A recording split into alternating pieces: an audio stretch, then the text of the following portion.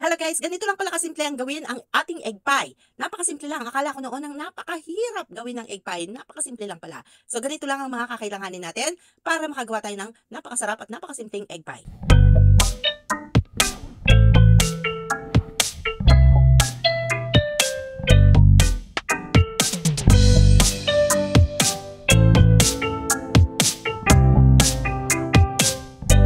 Okay, para sa ating crust naman, ganito lang ang gagawin. Sa isang bowl, paghalu-haluin nyo yung harina natin, yung sugar, at yung butter natin, at pinch of salt.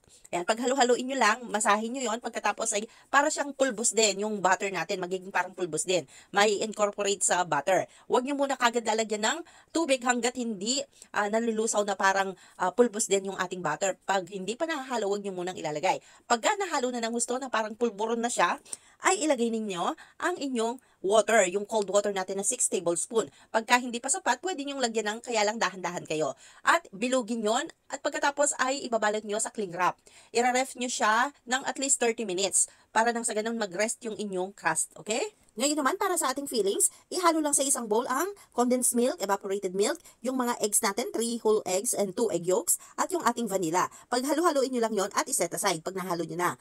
Para naman sa ating meringue, mag-whisk tayo sa separate bowl ng 2 egg whites. Dahan-dahan nating ilalagay lang ang sugar para nang sa ganun mas madaling mabuo ang ating meringue.